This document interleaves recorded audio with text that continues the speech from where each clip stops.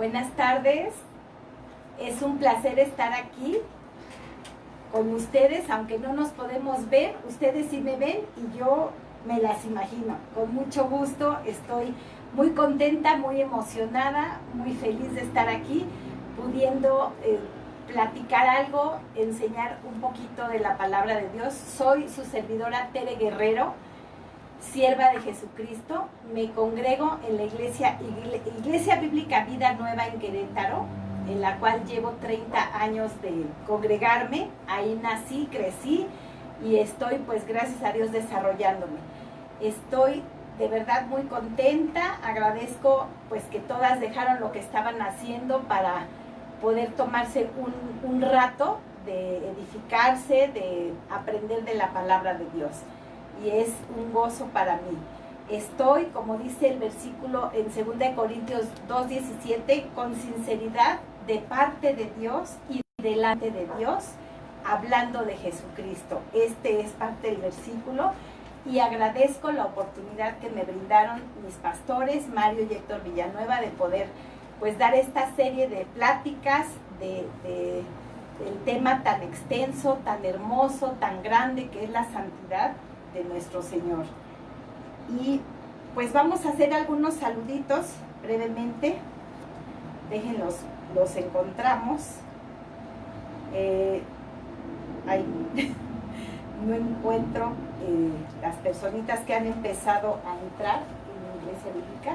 Por ahí alcancé a ver a Angie, Mario, Tara, Smith, a ver, aquí empiezo, Monse Ríos, Araceli Díaz, Adri, mi cuñada, muchos saludos, Berenice Estrada, Dani Vargas también. Pues agradezco de verdad a todas las que están tomándose este tiempo, porque sé que estamos ocupadas, que hay mucho que hacer, están los trastes, la ropa, hay mucho que hacer.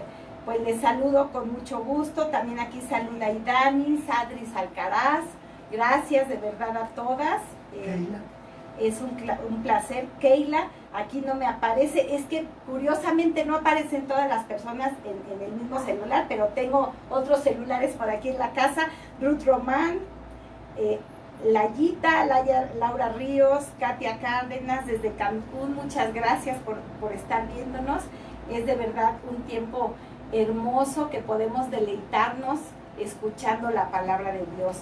Pues les agradezco de verdad y quiero tomarme también un momentito para agradecer de verdad a mi staff.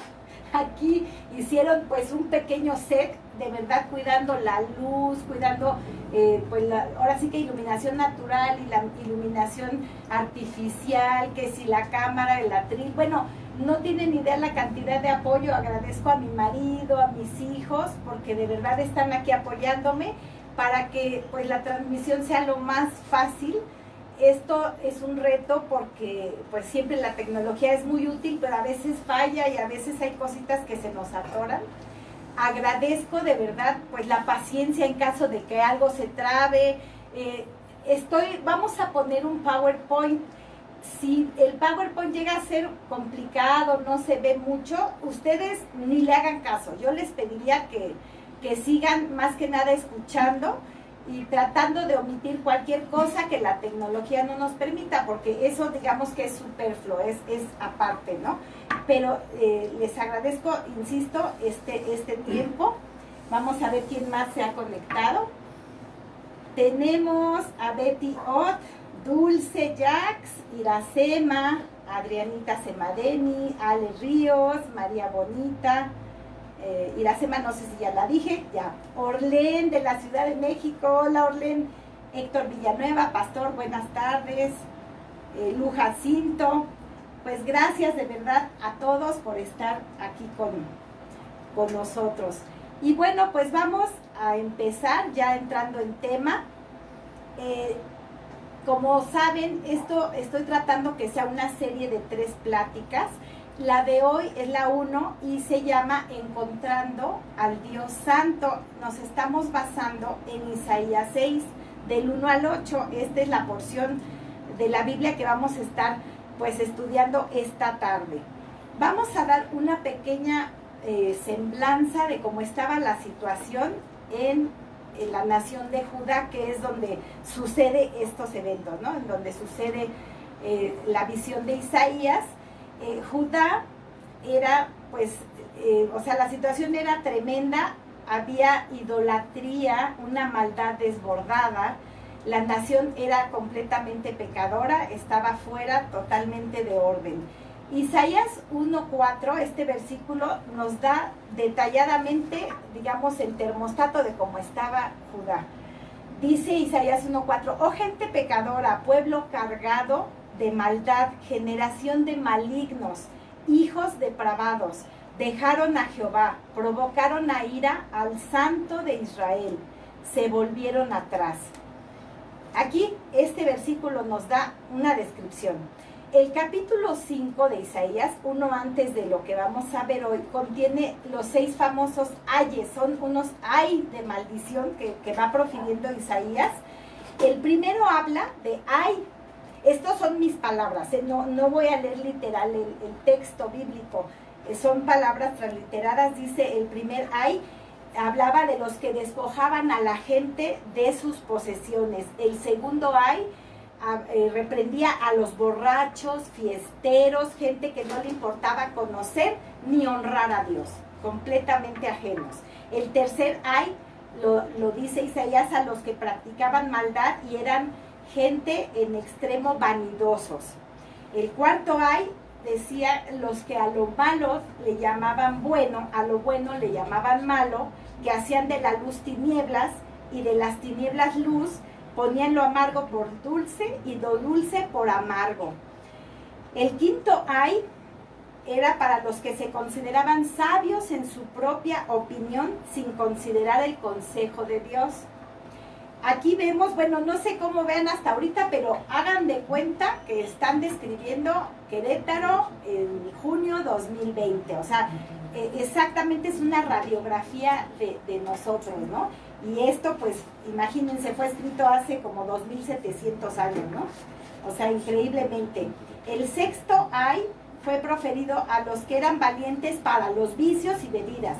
Justificaban al impío mediante cohecho y al justo quitaban su derecho. O sea, bien actual está lo que Isaías habló hace tantos años.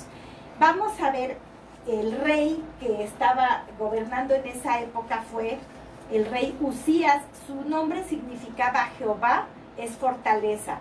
Usías llegó al poder a la edad de 16 años. Él reforzó la potencia y la independencia del reino de Judá, reorganizó el ejército, cavó pozos, él hizo torres, trabajó mucho en la agricultura, en la ganadería. Fue un rey que realmente le metió mucha tecnología, mucha ingeniería a lo que era Judá, hizo unas fortificaciones, bueno, fue extraordinario en las cuestiones tecnológicas de la época. Trajo también una reforma espiritual significativa a Judá. Sin embargo, este rey cometió 2 grandes errores, 2 grandes pecados, vamos a decir su nombre. Dejó subsistir los lugares altos, un error que muchos otros reyes cometieron. Hacían reformas, pero no eran absolutos, no eran radicales. Dejaban siempre, pues yo creo que para que el pueblo no se enoje, dejaban siempre algo por ahí en los lugares altos para que todavía tuvieran que adorar. Ese fue uno de sus grandes pecados. Y el otro fue que también sus éxitos lo ensoberbecieron al punto de que un día quiso usurpar las funciones sacerdotales, atreviéndose a entrar al templo a querer ofrecer incienso, él siendo que eso era exclusivo para los sacerdotes. Trataron de impedirlo 80 sacerdotes, no 1 ni 2 ni 10, 80 sacerdotes le advirtieron que eso no estaba bien. Usías no le importó, entró al templo y fue inmediatamente, Dios lo enfermó inmediatamente a través de lepra, de la cual él nunca se curó. Él murió con esta lepra.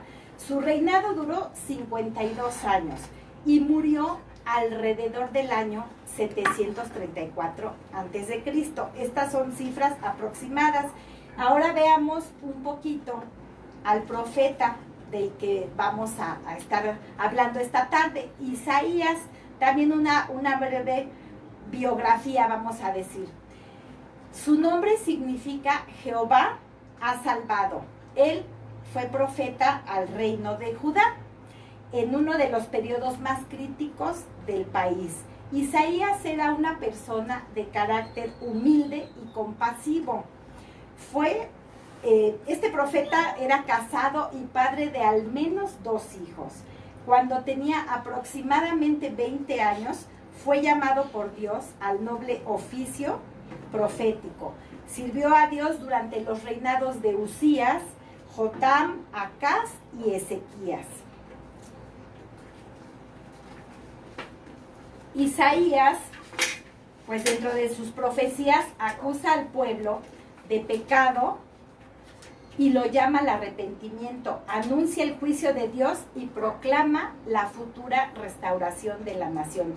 La visión que tuvo del Dios soberano sentado en el trono es uno de los relatos más vívidos y hermosos, impactantes de la gloria de Dios. Profetizó también el nacimiento, sufrimiento y muerte del Mesías, entre muchas otras profecías que tiene el libro de Isaías. Así que hay que leer Isaías, es un libro hermoso, tiene profecía y aún contiene profecía de los hechos del porvenir que todavía no se han cumplido, así que es un libro muy interesante. Empecemos con la lectura de Isaías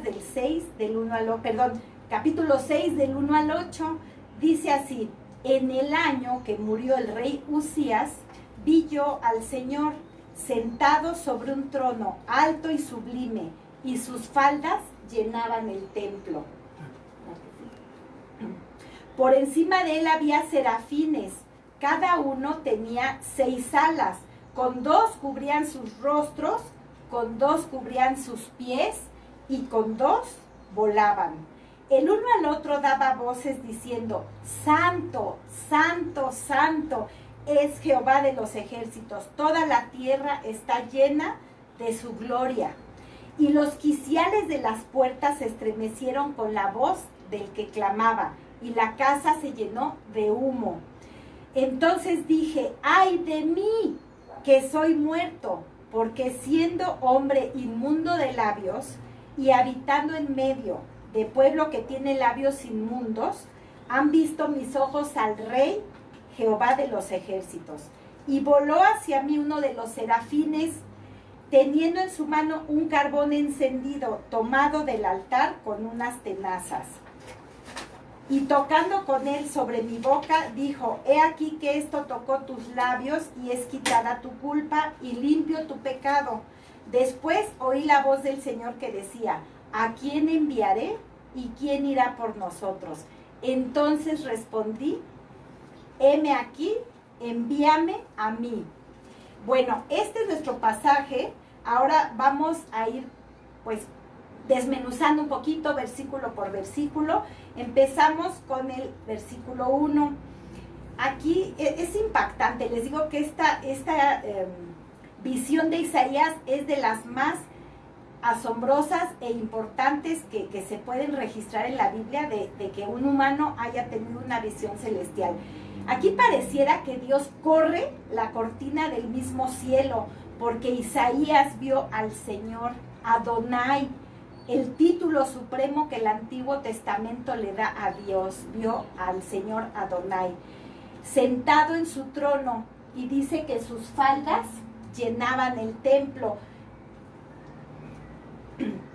Muy probablemente Isaías vio a Cristo sentado en su trono reinando, que esto es una profecía que tendrá su cumplimiento en los eventos del porvenir.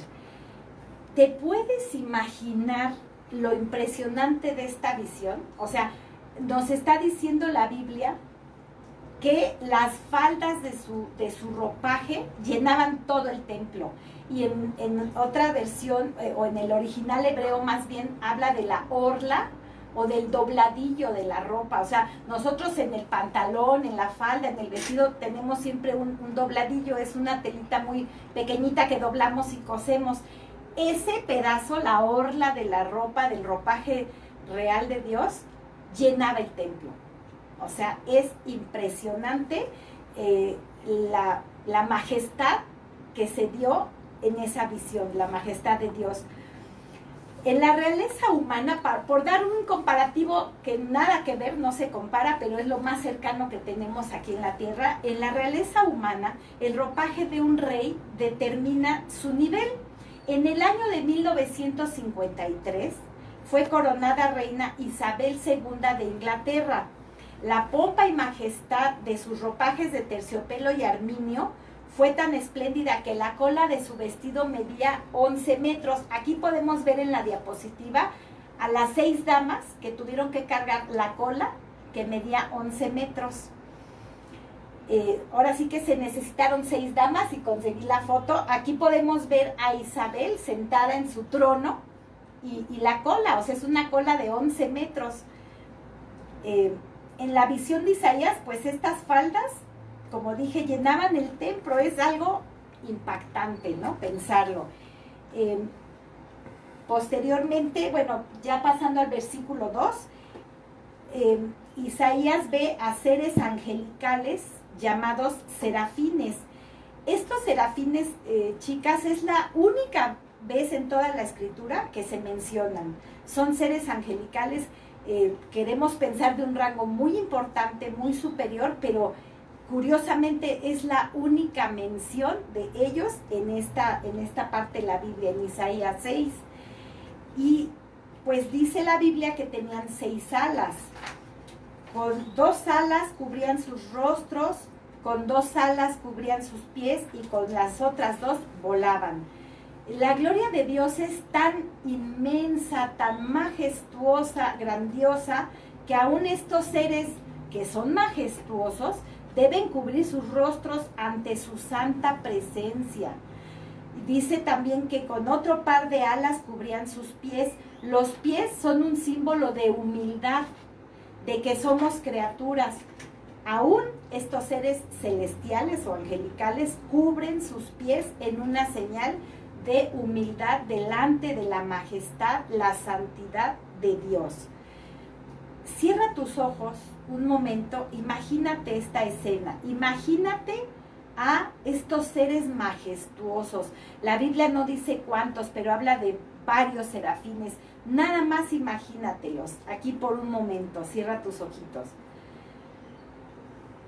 Vamos ahora un poquito a hablar de un personaje, Moisés, uno de los hombres de fe del Antiguo Testamento. Le pidió a Dios nada más y nada menos, algo chiquitito, nada más, nada menos, dijo, Dios, permíteme ver tu rostro. Fíjense nada más qué petición, ¿no? Cuando sabemos que una persona, que un humano no puede ver a Dios sin morir, esto es imposible, no nos está permitido ver a Dios, ¿no? Como Él es cara a cara. Entonces, pues Dios le permitió ver un atisbo de su gloria, no sin antes protegerlo. Lo metió en la hendidura de una peña y Moisés tuvo un vistazo de la gloria de Dios. Dice la Biblia que vio las espaldas de Dios. Esto es un antropomorfismo, porque Dios no tiene espaldas, pero para que entendamos, para que nosotros seres humanos entendamos un poquito a qué se refiere el término, se dan estas como similitudes de decir la espalda de Dios. No tiene espalda, pero bueno, se entiende que la Biblia nos quiso decir que Dios, digamos que la parte posterior de Dios o la gloria refractada de Dios o una pequeña parte de su gloria fue lo que Moisés vio de espaldas. Y también Moisés tuvo que quitarse su calzado en un lugar sagrado. Allá en Éxodo 3 del 2 al 5, no lo vamos a buscar, cuando Moisés se topa con una zarza ardiente, se acerca y Dios le manda, quítate tu calzado porque estás en un lugar sagrado. Así que volviendo todo esto a los pies de los serafines, es muy interesante ver que los pies son símbolo de que somos seres creados y que debemos reverenciar a Dios y que debemos ser humildes delante de Dios, ¿no? Por eso Dios le pidió a Moisés que quitara su calzado. En el versículo 3 dice que los serafines daban voces uno al otro, diciendo, Santo, Santo, Santo, Jehová de los ejércitos, toda la tierra está llena de su gloria.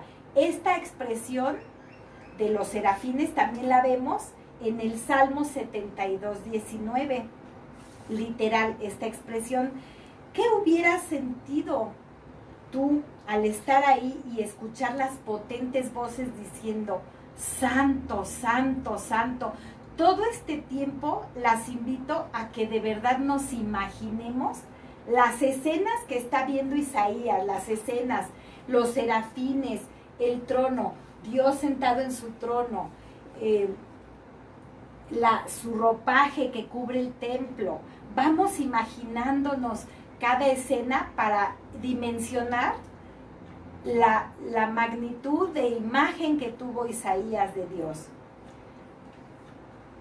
Vemos que santo es el único atributo de Dios que es elevado al tercer nivel de repetición.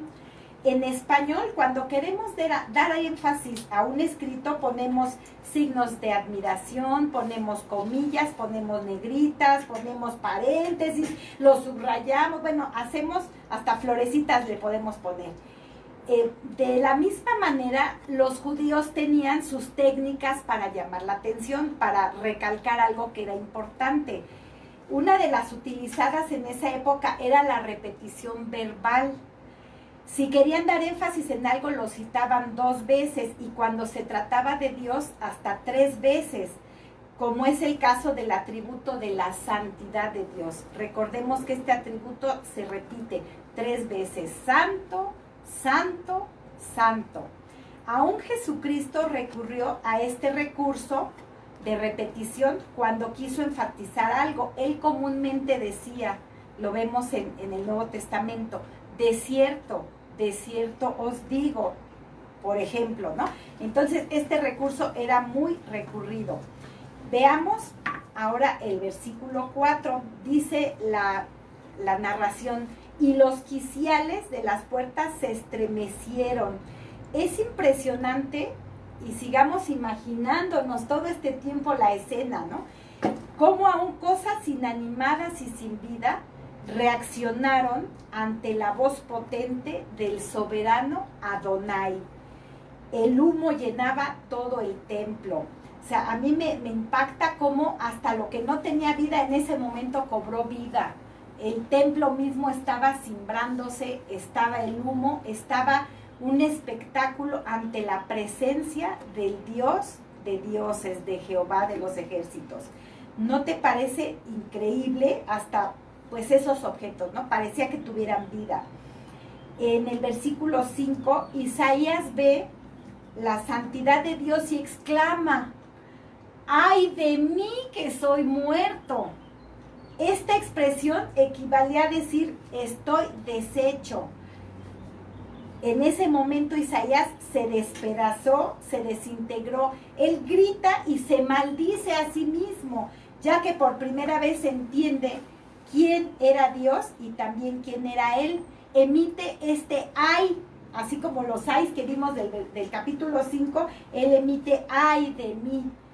O sea, es una profecía de maldición, ay de mí. Por primera vez, Isaías puede ver su maldad en comparación con la santidad de Dios. Él ya había sido llamado al oficio de profeta. Entonces, de algún modo, yo creo que Isaías, pues se sabía especial, se sabía diferente, quizás no se sentía tan pecador, no lo sé, pero por primera vez, y si él se comparaba con el pueblo, no, pues olvídense, Isaías era perfecto, era buenísimo, o lo más parecido a bueno. Sin embargo, no debemos compararnos con el de al lado, ni con la sociedad, ni con el pueblo, ni con la iglesia. Nuestro único comparativo para medir la santidad es Dios. Entonces todos estamos fuera de rango, estamos mal. Isaías en ese momento pudo entender de qué se trataba el asunto y quién era quién. Por eso Isaías queda ahí pues destrozado, ¿no? Queda, se pone de verdad ante los, se postra, es lo que quiero decir, ante Dios. Y pues ya había sido apartado para ser profeta. Quizás él no tenía labios impuros, sin embargo, Isaías tiene un gesto muy, muy propio, muy correcto al leer, y se identifica con el pueblo, porque también dice, ay de mí que soy impuro de labios en medio de un pueblo impuro de labios. O sea, él en ese momento se había comparado con el pueblo, se había puesto en el nivel del pueblo, ¿no? Pero si Dios literalmente al poder permitirle ver su majestad, pues queda totalmente desintegrado. Todo lo que él pudo haberse sentido superior quedó deshecho. Si tú hubieras estado en lugar de Isaías, ¿qué hubieras hecho? Hazte esta pregunta. ¿Qué hubieras sentido al poderte comparar con quien de verdad nos tenemos que comparar? Con Dios mismo. ¿Qué hubieras hecho? Y bueno, también algo significativo de esto es que pues Dios nos dio la boca como instrumento para alabarlo, y hemos usado nuestras bocas para mentir, para blasfemar. Tenemos bocas sucias. Esto nos debe llegar a todas. Debe ser algo que consideremos, porque específicamente hablan del pecado de labios, tanto de Isaías como del pueblo. Es muy importante que tomemos conciencia de nuestros labios. Ya en el versículo 6, cuando Dios vio a Isaías deshecho totalmente, le envía un serafín que tomó con unas tenazas un carbón muy interesante, ¿eh? Un carbón encendido. ¿De dónde lo tomó el serafín? Dice la escritura que del altar. Ahí también había un altar en esa visión, y lo coloca sobre los labios de Isaías. Ese carbón también es un símbolo muy especial de redención, porque en el altar, ¿qué sucedía? Se hacían los sacrificios. Entonces, este simbolismo también podía representar perfectamente el futuro sacrificio de Cristo que iba a suceder 700 años más adelante, en el cual también Isaías tenía que poner su vista. Y esto es hermoso, de verdad, estos simbolismos. Y dice el versículo 7, tocando con él sobre mi boca, dijo, he aquí que esto tocó tus labios, y es quitada tu culpa, y limpio tu pecado. En ese momento, sus pecados fueron absueltos. Su culpa fue eliminada. Dios estaba otorgando perdón total a Isaías, haciéndolo limpio para poder profetizar su santa palabra. Es hermoso, hermanas, amigas, en esta visión, en esta porción de la Escritura, que podemos ver que Dios, en su inmensa misericordia, en su inmenso amor, le muestra a Isaías primero quién es Él, quién es Dios, su majestad, su potencia, su santidad, antes de mostrar quiénes somos nosotros, en este caso, quién era Isaías. Si Dios hubiera hecho esto al revés, mostrarle primero lo malo, lo inmundo, lo impuro que era Isaías, pues se hubiera quedado hecho pomada, se hubiera quedado ahí, no hubiera reaccionado. Yo creo que Isaías de verdad no hubiera podido salir del asombro de su iniquidad, y pues ahí se hubiera quedado paralizado, ya, sí, soy un maldito, ya, no sirvo para nada.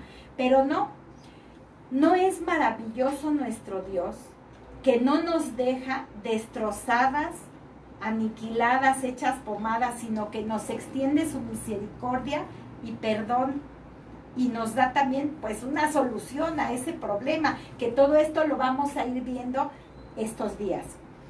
En el versículo 8 se da un maravilloso diálogo de la Trinidad. Pregunta Dios, ¿a quién enviaré y quién irá por nosotros? Aquí está hablando en plural, ¿quién irá por nosotros? Vemos perfecto, un diálogo entre este Dios trino en el que creemos, en la Trinidad, Dios Padre, Dios Hijo, Dios Espíritu Santo. Y pues ya con certeza Isaías en ese momento se sintió completamente perdonado, se ha de haber sentido ya sin esa culpa, sin esa carga, sin esa maldad que lo venía pues presionando. Vemos que Dios, en vez de desecharnos, Él nos purifica, Él nos capacita para luego hacernos útiles para sus santos propósitos. Me conmueve de verdad hasta las lágrimas ver que a pesar de nosotras, nuestros pecados y nuestras fallas, Él nos levanta de nuestra condición y nos permite aún trabajar en su reino. Dios nos hace esta misma pregunta a todas: ¿a quién enviaré? ¿Has respondido sí, no o espérame? O ni siquiera tenías idea ni conocías esta pregunta, pero Dios hace esa pregunta a todos: ¿a quién enviaré? Isaías la contesta de la manera correcta: heme aquí, envíame a mí. El objetivo, chicas, de esta serie de enseñanzas es que comprendamos cuál es la voluntad de Dios para nuestras vidas en el tema de santidad, porque no podemos, yo no tendría la capacidad, ni ningún ser humano tiene la capacidad de decirles cuál es la voluntad de Dios, porque cada persona tiene un diseño diferente y un plan de Dios diferente. Me refiero en los términos de la santidad, sí lo podemos ir viendo, todo lo que Dios habla, que desea y que necesita de nosotras, que Él pide y exige de nosotras. La santidad va más allá de la obediencia o de la moralidad. La santidad se cultiva a través de una relación con Dios y tiene un alto costo que pocas quieren pagar. La meta es que la imagen de Cristo sea formada en nosotras. Esa es la meta suprema de la santidad. Y santo tiene dos implicaciones principales esta palabra. La primera es apartado. La palabra santo viene de una raíz que significa cortar, separar. Significa ser apartado, distinto, diferente. En las Escrituras vemos que Dios apartó ciertos objetos y personas para sí, para ser consagrados, para su uso exclusivo. Y acabamos de ver a detalle el ejemplo en Isaías, ¿no? Dios aquí lo aparta, lo prepara para ser santo. También Dios apartó un día de la semana y lo llamó día de reposo consagrado al Señor. Había un diezmo santo, había un lugar santo, la nación santa. Los israelitas no solo fueron apartados por Dios, sino para Dios. Eran el pueblo de Dios. También ahora nosotros, la iglesia, en griego, que es la palabra eclesia, significa una asamblea llamada afuera. La iglesia es un cuerpo de creyentes que han sido llamados fuera de este mundo y apartados para los santos propósitos de Dios. Esto tenemos que entenderlo. La definición está muy larga, con que nos quedemos con tres palabras: apartada, soy diferente y soy llamada afuera. Estas tres palabritas. La siguiente es moralmente pura. Esta es otra implicación de la santidad. Y fíjense que de esta hemos hablado mucho, de la cuestión moral. Esta cara de la santidad tiene que ver con ser pura, limpia, libre de pecado, en el corazón y en la conciencia. Ser santa es reflejar el carácter moral de Dios.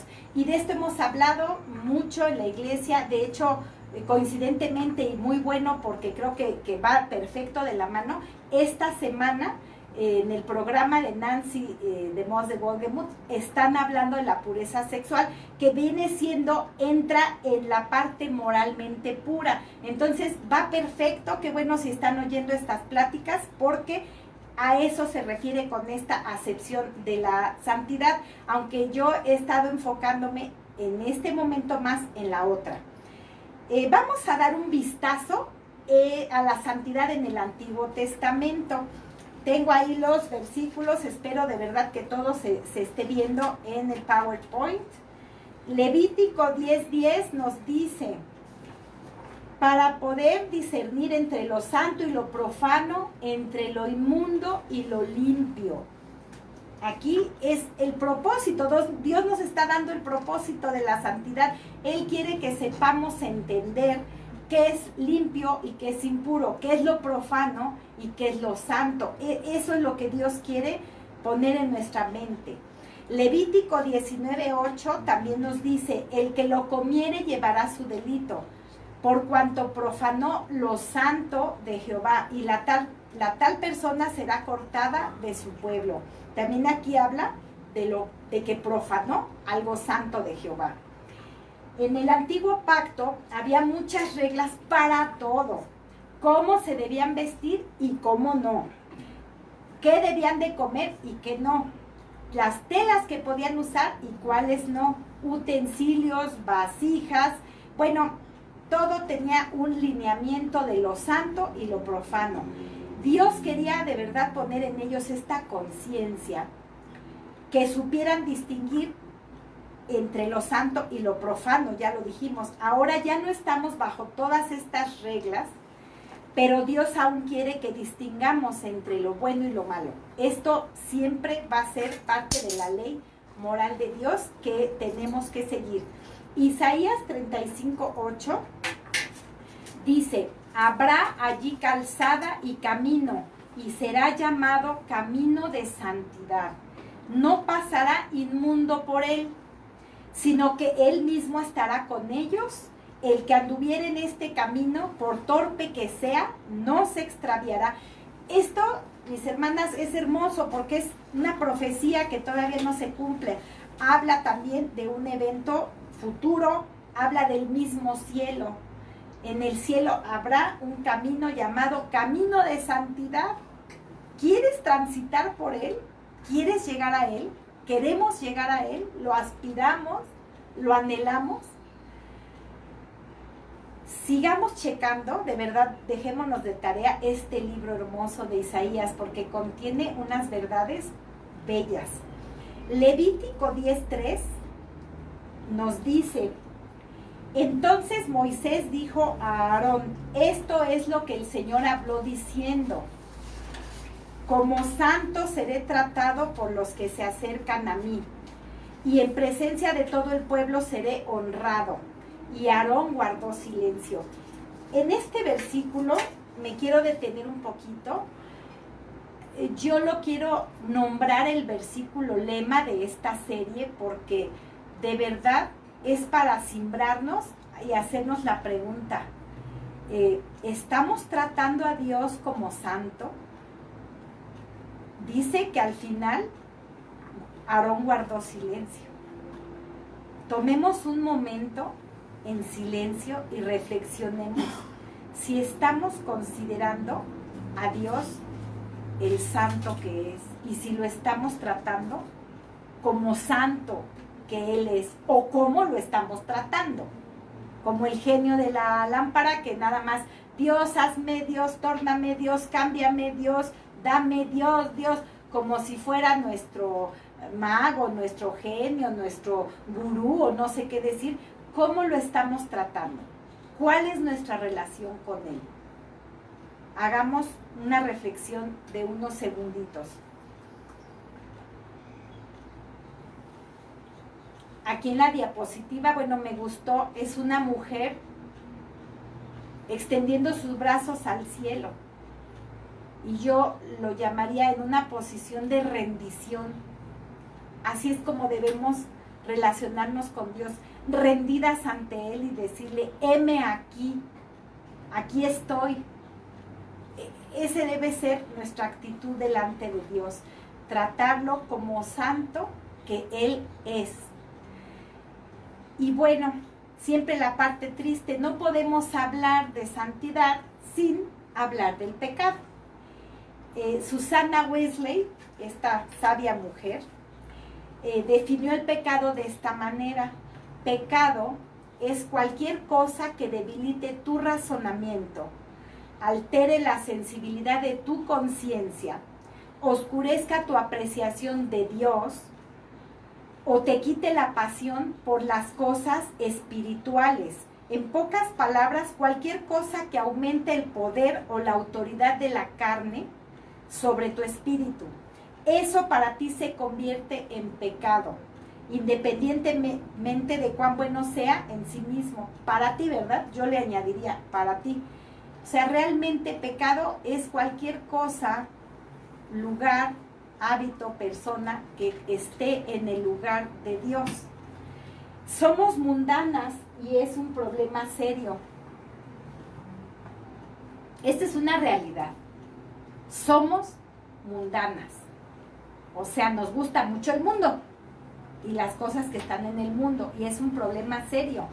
La mundanalidad es cualquier cosa que hace lucir el pecado como normal y a la piedad como algo extraño. No sé si les ha pasado hoy en día que pues ya en la familia, en la sociedad, de repente tú eres la rara, ¿no? La extraña, la que, pues, ¿cómo?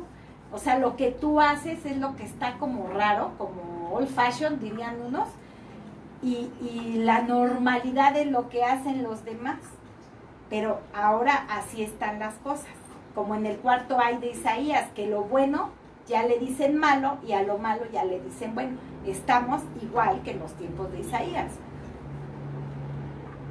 También, pues definición de pecado ya las conocemos, pero vamos a verla. Infracción de la ley de Dios, rechazo de la voluntad de Dios, vivir dándole la espalda a Dios, la disposición mental que lleva al individuo a hacer su propia voluntad en oposición a la de Dios y errar en el blanco. Son definiciones, y es simple, es muy fácil de entenderlo. Dios dice, camina para acá, y yo digo, no, yo voy a caminar para acá porque esta es mi voluntad. Dios dice, obedéceme, no, yo voy a, o sea, es simplemente con mi voluntad hacer lo que Dios no me está pidiendo que haga. Ese es pecado. El hacer mi vida como yo quiero, como yo la concibo, porque Dios está equivocado, porque Dios no me da lo que yo quiero, porque Dios no cumple mis caprichos. Entonces yo voy a hacer las cosas a mi manera. Eso es pecado. Cuando cometemos aún el más pequeño pecado, le decimos a Dios que nuestra voluntad y nuestros derechos son mayores que los suyos. Cuando pecamos, insultamos su majestad, su santidad, desafiamos su autoridad y retamos a Dios, retamos su justicia. Estamos tan acostumbradas a pecar y somos tan cuidadosas en justificar nuestras desobediencias que nuestras conciencias ya pueden estar mutiladas, ya cauterizadas. Pensamos pues que no es cosa seria desobedecer al Rey del universo. Ya ni lo conocemos, ni sabemos quién es, y el concepto que tenemos de Dios es tan pobre, tan débil. El cristiano que practica el pecado pierde la llenura del espíritu, lo cual lo hace vulnerable a los deseos pecaminosos en su interior. Pierde el gozo, la motivación y la pasión por las cosas de Dios, pierde su primer amor, y ya los amores del mundo comienzan a ocupar el lugar que le corresponde a Dios. Pierde el temor al pecado, ya que lo disfruta y ya tiende a minimizarlo. Pues total, no es tan malo y todos lo hacen, pues, ¿qué más da? Un pecadito más. Y pensamos que a lo mejor nuestros pecados no son tan graves porque no me voy a ir a la cárcel, a lo mejor yo no mato, no robo, no adultero, no son pecados que ahorita viene la justicia y me lleva a la cárcel. Pero no nos confundamos, no hay pecado chico y pecado grande. Toda infracción a la ley, toda cosa que hagamos lejos de la voluntad de Dios es pecado. Y pues ya perdemos el temor por mentir, ya no estamos viviendo la verdad, perdemos la perspectiva de que algún día tendremos que dar cuentas a Dios. Volvamos, regresemos el cassette, volvamos a la visión de Isaías Dios sentado en su trono. Quizás estés pensando, pues, qué bonito, ¿no? Isaías, tú, padrísima la visión que tuvo, ¿no? Pues, súper bien, bien por él. Él sí que vio a Dios. Pero yo, pues no es mi caso. Yo cuando he visto a Dios, a ver, que se me revele a mí. Que ahorita se me abra la cortina de los cielos y quiero ver a Dios. Permíteme decirte una cosa. Tú y yo hemos tenido el mismo privilegio que Isaías. Sí, hemos visto a Cristo y su obra redentora. La gloria, santidad y majestad de Dios se manifestaron en Jesucristo cuando habitó entre nosotros. Ahí tenemos una visión de la santidad de Dios. No una visión, o sea, una realidad. Juan 1:14 dice, y aquel verbo, ¿quién verbo? Jesucristo mismo, fue hecho carne, habitó entre nosotros. Y vimos su gloria, lo dice el Evangelio de Juan, gloria como del unigénito del Padre, lleno de gracia y de verdad. Me estremezco, me pongo chinita. Sí, con todo esto, seguimos pensando que no hemos visto la gloria y la santidad de Dios, quizá es porque no hemos tenido un nuevo nacimiento. La próxima semana veremos la santidad de Dios en el Nuevo Testamento a través de su Hijo Jesucristo. Las quiero dejar con este pensamiento. El verdadero ideal cristiano no es ser feliz, sino ser santo. Este es un pensamiento de A.W. Tozer. Y bueno, hasta aquí vamos a dejar. Yo sé que se pueden estar quedando como que faltó algo. Sí falta, porque esta es una serie de clases, de enseñanzas. Las espero la próxima semana. Ha sido para mí un placer enorme poder compartir y poder que todas juntas nos embarquemos en esta, pues, ¿cómo llamarlo? Aventura, en esta búsqueda, en esta hermosa, pues sí, búsqueda por la santidad de Dios, y como nombré este primer capítulo, encontrando al Dios Santo. A partir de hoy no puedes andar por ahí diciendo que tú no has tenido un encuentro con Dios o una visión con Dios, porque lo tenemos, y lo tenemos más palpable de lo que nos imaginamos, de verdad. Les agradezco su tiempo, agradezco mucho su atención, y vamos a tener una palabra de oración, por favor, para terminar.